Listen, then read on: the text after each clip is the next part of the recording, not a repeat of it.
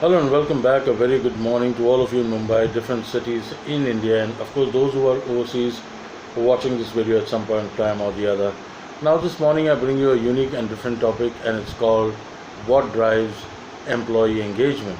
Okay, so let's take a look at what drives employee engagement, because this is one of the most important thing in an organization, which will ensure your people stay with you for a longer duration of time and get vintage.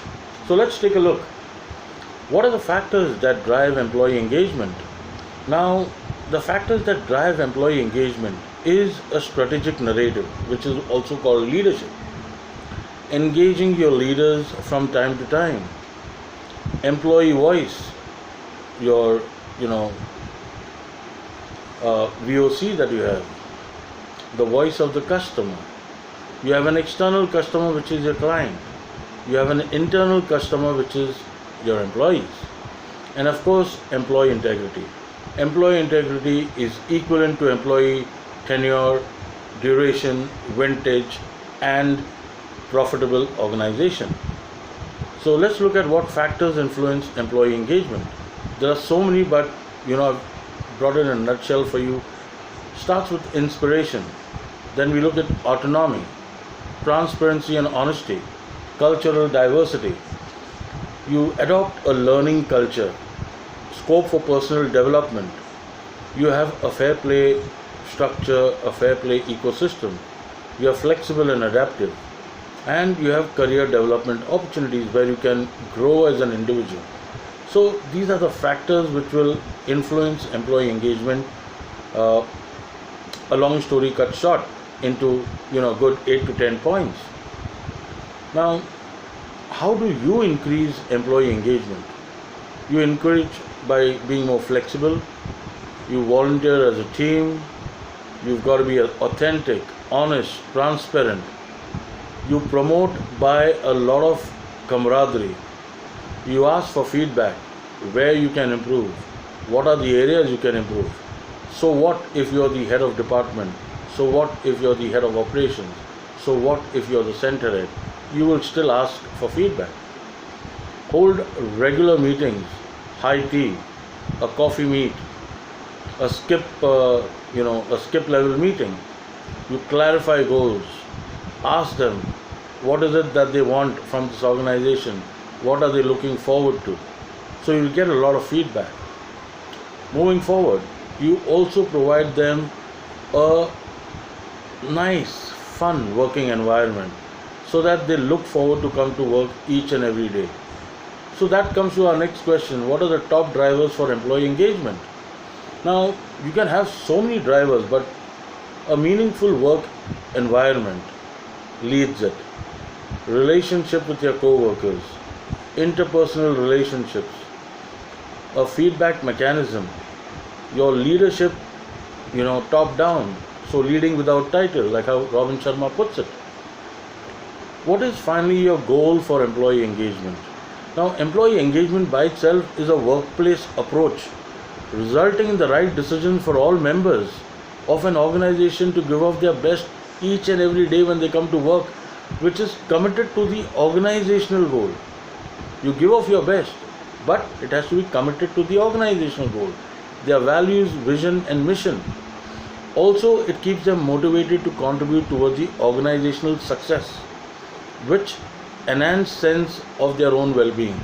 So if the organization does well, they as individuals also do well. There's a lot of scope for them to move up the ladder of success and for personal development. Now, how can an individual demonstrate engagement while at work? Don't skip the onboarding and training. If an employee doesn't handle these on their own, these responsibilities on their own, they won't be engaged.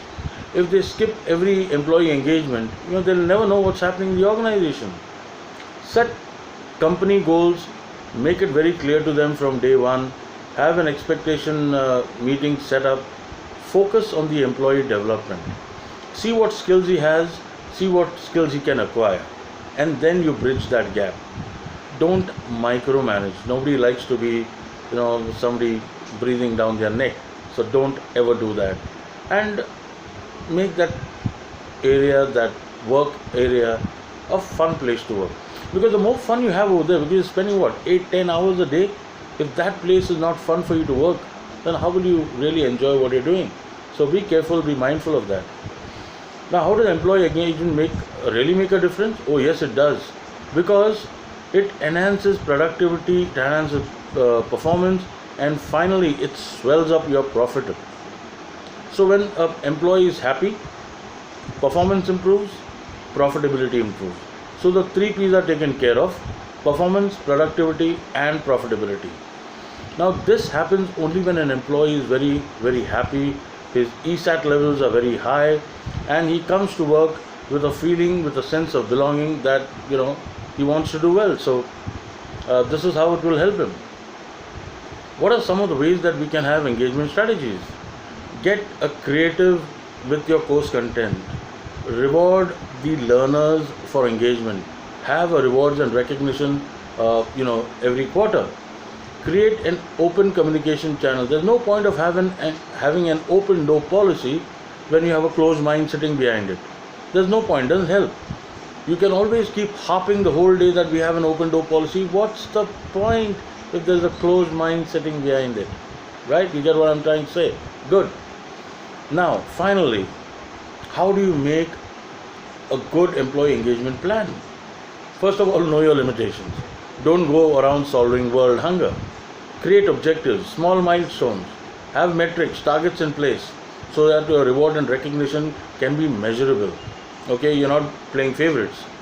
Have a promotional strategy. Let people look forward to it. I'll tell you something, I won't name the organization, but there was one particular organization where we had kept a bike, a proper bike. It was a Splendor bike, and it was an outbound telemarketing and sales process. All I did on the tank of the bike, I put monthly target. I still remember the target was 3750. That is the number of sales, closed sales you had to do. 3750. I didn't say a word. What happened next was people started coming 1 hour early, skipping their breaks, of course taking their breaks, but they would not take the entire 1 hour. They would take about 45-50 minutes. They would stay 1 hour after work as well. They would even volunteer to come on a Sunday without claiming overtime.